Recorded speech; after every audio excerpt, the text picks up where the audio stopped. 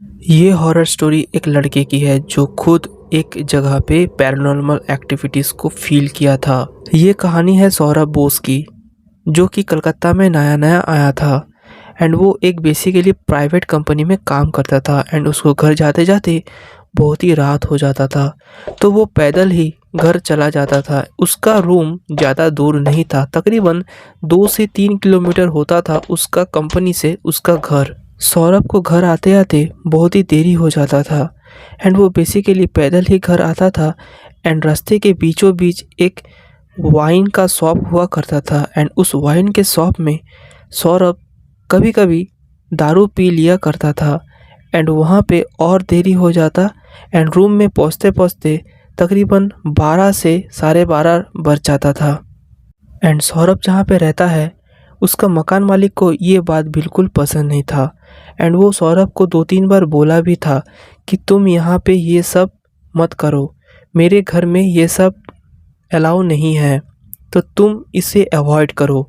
पर सौरभ उसको indirectly ignore कर देते थे। सौरभ हर बार एक ही बहाना मारता था कि मैं अब से और दारू नहीं पीऊँगा। तो ये बात सुन करके वो मकान मालिक चल जाते थे। तो एक दिन सौरभ फिर से घर बहुत ही लेट पहुंचा एंड उस दिन सौरभ बहुत ही नशे में था एंड मकान मालिक ने उसे बोला था कि तुम यहाँ पे दारू पी करके मत आओ, बट सौरभ तो कभी भी सुनता उसका बात नहीं था। तो मकान मालिक ने गुस्से से बोला कि तुम यहाँ से निकल जाओ मेरे घर से अभी इसी वक्त, मैं तुम्हें इस घर में और रहने नहीं दूंगा। सौरभ को ये बात सुन कर के बहुत ही गुस्सा आया एंड सौरभ उसी टाइम उस मकान मालिक को बोला कि ठीक है, मैं आज या फिर कल के अंदर ही इस घर को खाली कर दूंगा। एंड ये बात बोल करके सौरभ वहाँ से चला गया एंड उसे बोला कि देख यार, मेरे साथ ये प्रॉब्लम हुआ है, तू मुझे थोड़ा हेल्प कर, मैं जल्दी से जल्दी इस घर को शिफ्ट करके दूसरे घर में जाना चाहता हूँ, तो तू मुझे थोड़ा हेल्प कर दे। तो ये बात सुन करके उसका दोस्त उसे बोला कि तू ज़्यादा टेंशन मत ले, मैं 15 से 20 मिनट के अंदर ही तेरे को बोलता हूँ। सौरभ चलते चलते एक चाय का टपरी में जा कर के बैठा एंड उस भैया को बोला कि एक सिगरेट और एक चाय दे दो। बहुत देर से देख रहा था कि ये सौरभ बहुत ही टेंशन कर रहा है एंड वो चाय वाले भैया इसे पहचानते भी थे, बिकॉज ये सौरभ कभी कभार यहाँ पे चाय और सिगरेट पीने आता था। तो वो भैया उससे पूछा कि तुम आज इतना चिंता में क्यों दिख रहे हो। तो सौरभ ने अपना प्रॉब्लम उस चाय वाले से शेयर किया। तो चाय वाले भैया बोला कि आप टेंशन मत लो, मैं एक जन को जानता हूँ जिसका घर है एंड वो रेंट में देता भी है, आप चाहो तो मैं उससे आपसे बात करा सकता हूँ। तो ये बात सुनकर के सौरभ बहुत ही खुश नज़र आया एंड बोला कि हाँ, अभी बात करा दो। तो चाय वाले भैया ने उस आदमी को फ़ोन किया एंड सौरभ को दे दिया। सौरभ उससे बात किया तो पता चला कि उसका रूम ऑलरेडी फिलअप हो चुका था, बट वो आदमी बोला कि मेरा एक दोस्त का घर खाली है, आप चाहो तो मैं आपको उसका नंबर दे सकता हूँ। ये बात सुनकर कि सौरभ बोला हाँ ठीक है, आप उसका नंबर दे दो, मैं उसे फ़ोन करके जान लूँगा कि उसका घर खाली है या फिर नहीं। तो सौरभ तुरंत ही उस आदमी को फ़ोन मिलाया एंड वो आदमी से बात किया तो वो आदमी तुरंत ही राज़ी हो गया एंड बोला कि हाँ, आप जल्दी से जल्दी आप आओ एंड रूम को देखो एंड पसंद करो। तो सौरभ ने उसे पूछा कि आपका रूम का रेंट कितना है। तो वो आदमी उसे उस बात से इग्नोर कर दिया एंड बोला आप आओ एंड पसंद करो।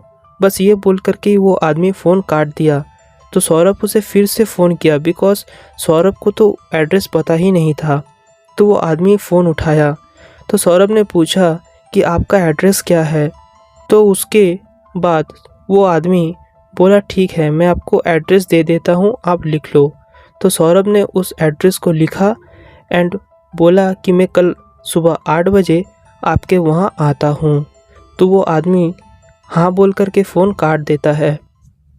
तो सौरभ सुबह सुबह 8 बजे उसी जगह में आ जाता है जहाँ पे वो रहने वाला है। तो वो अभी तक वो मकान मालिक आया नहीं था, बट सौरभ एक जन को देख रहा था कि वो आदमी सौरभ को बहुत देर से ऐसा देख रहा है जैसे कि वो सौरभ को कुछ बोलना चाहता है, बट सौरभ वहाँ पे नया था इसीलिए वो उतना ध्यान नहीं दिया। थोड़ा देर बाद वो आदमी आया एंड सौरभ को रूम दिखाया। सौरभ को एक झलक में ही वो रूम पसंद आ गया एंड उसे पूछा कि सर इस रूम का रेंट कितना है। तो वो आदमी बोला कि बस 3,000 रुपये। सौरभ सोचा कि 2 BHK रूम 3,000 के अंदर मिल रहा है, मतलब ये बहुत ही अच्छा ऑफ़र है मेरे लिए एंड इससे बढ़िया रूम मेरे को शायद मिल भी नहीं सकता है। तो सौरभ एक चांस में ही राज़ी हो गया एंड उसे उसी टाइम 3,000 रुपया एडवांस में दे दिया एंड बोला कि ठीक है, आज से मैं इस रूम में ही रहूँगा। तो मालिक भी उसे कुछ बोला नहीं एंड चुपचाप उस पैसे को लेकर के वहाँ से चला गया। सौरभ जहाँ रहने वाला था वो जगह बहुत ही सुनसान था। तो सौरभ मन ही मन बहुत ही खुश हो रहा था कि मुझे कोई रोकने वाला नहीं है, मैं आराम से अपना ज़िंदगी जी सकता हूँ, यहाँ पे दारू पी सकता हूँ, वाइन पी सकता हूँ, तो मुझे कोई रोकने वाला है ही नहीं। तो सौरभ ये बात को सोच करके बहुत ही खुश हो रहा था। तो दूसरे दिन उसका दोस्त उसे फ़ोन करता है एंड बोलता है कि यार तुझे घर चाहिए था ना, तो मुझे एक घर मिला, क्या तू लेगा? तो सौरभ बोल देता है कि नहीं यार, मुझे नहीं चाहिए, मुझे एक घर मिल गया बहुत ही अच्छा कंडीशन में एंड बहुत ही सस्ते दाम पे, तो मैं ये छोड़ करके नहीं जाऊंगा, तो उसे ना बोल दे। सौरभ जिस घर में रहता था वो बहुत मस्त तरीके से रहता था। ड्यूटी जाता था, घर आता था, घर में आके खाना बना के खा पी करके सो जाता था एंड उसे कुछ पता भी नहीं था कि उसके साथ कुछ पैरानॉर्मल एक्टिविटीज़ होने वाला है। एंड सबसे पहली बात है कि पहले का 7 दिन उसको कुछ ऐसा महसूस हुआ ही नहीं, बट 8वें दिन उसे ठीक रात 2 बजे कुछ अजीब सा फीलिंग आया। सौरभ तो आराम से सो रहा था, बट अचानक से उसे लगा कि उसके पैरों के नीचे कोई खड़ा हुआ है। तो सौरभ उठा और देखा कि मेरे पैर के नीचे तो कोई नहीं है। तो उसे लगा कि शायद कोई था। तो सौरभ उस बात को इग्नोर किया एंड फिर से सो गया। सुबह उठ करके सौरभ सोचा कि मेरे साथ जो हुआ था शायद मेरा मन का ही गलती है। दूसरे दिन ऑफिस से घर आते आते बहुत ही रात हो गया था, तकरीबन 11:30 बज गया था आते आते। तो सौरभ को बहुत ज़ोर से भूख लगा था। तो सौरभ फटाफट से किचन में गया एंड अपने लिए कुछ बना रहा था एंड अचानक से उसे बेडरूम से कुछ अजीब सी आवाज़ आया। सौरभ को जैसे ही वो आवाज़ सुनाई दिया तो सौरभ जल्दी से जल्दी किचन से निकल करके बेडरूम की तरफ भागा एंड देखा कि वहाँ पे कोई नहीं था। सौरभ सोचा कि शायद घर में चोर घुस गया होगा, बट वहाँ पे कोई नहीं था। एंड कुछ सेकंड बाद किचन रूम से बर्तन गिरने का आवाज़ आया। तो सौरभ भागा भागा वहाँ पे आया, देखा कि वो जो खाना बना रहा था एंड 2-3 बर्तन नीचे गिरा हुआ था, मतलब खाना पूरा वेस्ट हो गया था। सौरभ को कुछ समझ में नहीं आ रहा था कि उसके साथ क्या हो रहा है एंड इस घर में अभी सौरभ को हल्का हल्का डर लगने लगा है एंड सौरभ को ये पता भी चल रहा है कि उसके साथ कोई तो है एंड उसे वो महसूस डेफिनेटली कर रहा है अभी। तो फिर से वो खाना बनाना स्टार्ट किया एंड कैसे भी करके खाना बना करके खा के वो सोने चला गया, क्योंकि उसको कल फिर से ऑफिस जाना था। वो चलते चलते बेडरूम के पास आया एंड वहाँ पे आकर के सो गया एंड जैसे ही वो सोने का कोशिश किया, अचानक से ऐसा लगा कि कोई नल खोल दिया है बाथरूम में। तो फिर से भागा भागा बाथरूम के पास गया एंड देखा कि वहाँ पे सच्ची कोई नल खोल दिया है। तो वो नल बंद किया, फिर से जाकर के बेडरूम में सो गया एंड अचानक से उसे महसूस होने लगा कि उसके आसपास कोई मंडरा रहा है, बट वो उसे देख नहीं पा रहा। तो सौरभ बहुत डर गया एंड उसका सांस फूलने लगा। तो सौरभ कैसे भी करके वो रात को निकाला एंड अगले दिन ही सुबह उस घर के मालिक को सौरभ फ़ोन किया एंड पूछा कि देखो मेरे साथ ऐसा ऐसा हो रहा है। तो मालिक ने सीधा सीधा जवाब उसे दिया कि अगर तुम्हें इस घर में रहना है तो आप रहो, वरना आप चल जा सकते हो एंड ये सब कुछ नहीं है, ये सब तुम्हारा मन का वहम है। तो तुम फ़ोन रखो, तुम्हें रहना है तो रहो वरना चल जा सकते हो, मेरा घर को बदनाम ना करो। ये बोल कर के उसका मालिक फ़ोन काट देता है। तो सौरभ मन ही मन बड़बड़ाते रहता है कि शायद उसका ये सब जो हो रहा है उसके साथ, वो शायद उसका मन का गलती हो सकता है, क्योंकि उसका जो ऑफिस है उसमें बहुत ज़्यादा वर्कलोड उसके दिमाग में होता है एंड वो कभी कभार ड्रिंक भी कर लेता है। तो शायद कुछ गलती उससे हुआ है, तो इसीलिए वो अनसंड चीज़ देख रहा है अपने आसपास एंड महसूस भी कर रहा है। अगले रात को जो होता है वो सोच करके सौरभ का रूह कांप जाता है। अगले रात को सौरभ खाना बना करके आराम से बेडरूम में जा कर के सो रहा होता है एंड ठीक 1 बजे के आसपास सौरभ को लगता है कि उसे कोई गला दबा रहा है। तो सौरभ झटपट उठ जाता है एंड उसका सांस फूलने लगता है। तो सौरभ देखता है कि उसका ठीक बाजू में ही एक औरत खड़ा हुआ है। तो सौरभ जोर से चिल्ला के उसे बोलता है कि तुम कौन हो।